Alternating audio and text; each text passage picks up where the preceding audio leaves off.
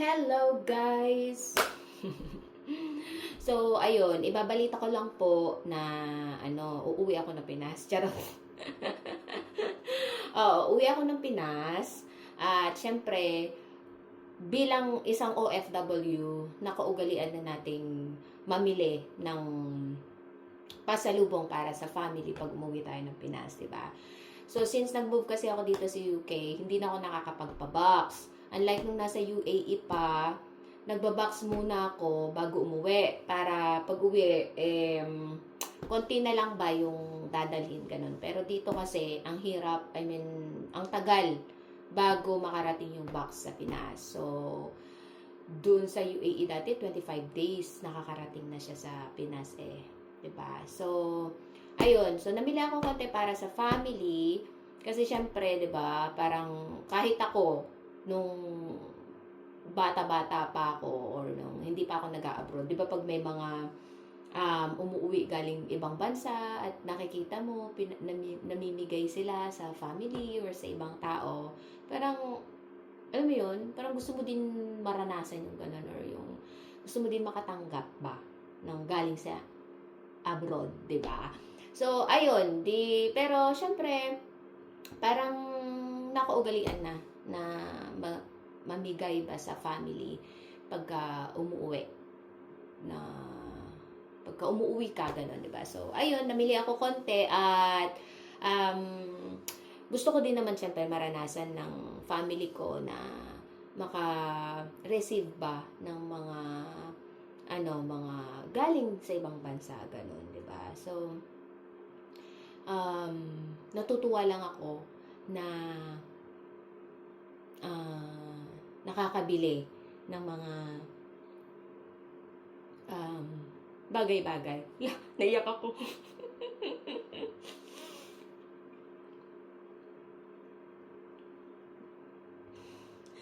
Ba't ako naiyak? Yes. Hindi, syempre kasi, 'di ba? Naiyak ako, kakainis. Kasi syempre, 'di ba, bilang galing sa hindi naman ganun kayaman na pamilya, nakakatuwa at nakaka-proud na nakakaya mong bumili ng mga bagay at na-share sa family. At nasasad ako kasi maagang nawala yung nanay ko at konting panahon lang yung nabigay ko para ma-share ba yung mga blessing na nare-receive ko na gano'n.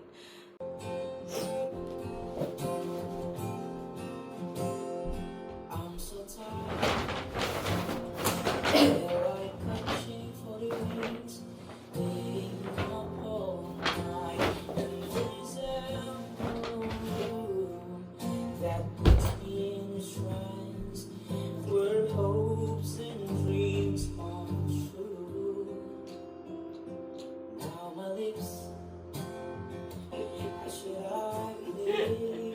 Walang yung code.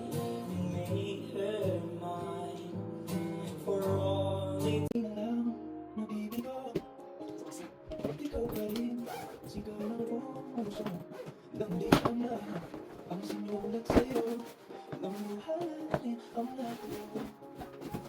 Kailangan makakatawa, hindi ko binibitin, walang huwag na sumisingin.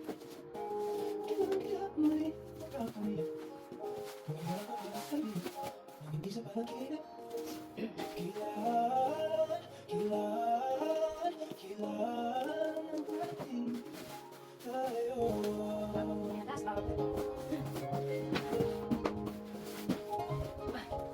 Kung ano man totoo, isip mo na rin.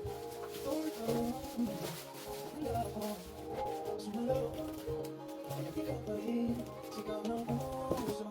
Ang awit lang ang inaalay sa'yo.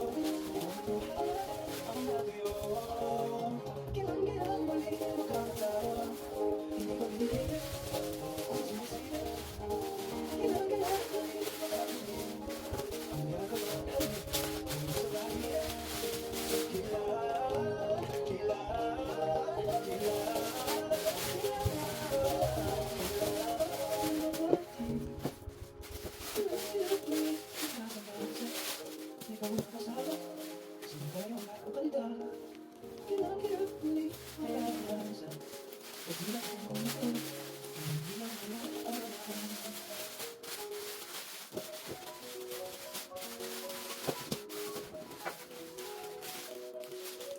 lang buksan. Parehas lang din. Ayaw lang buksan din. Same lang din ito. Yan.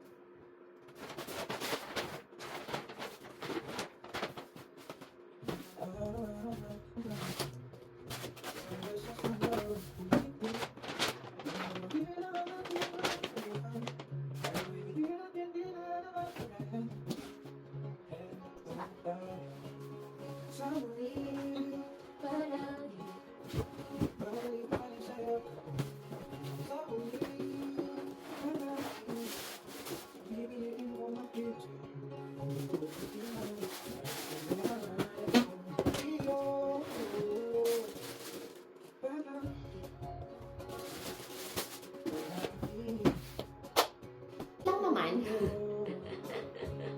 Nagdrama pa ako para doon, di ba?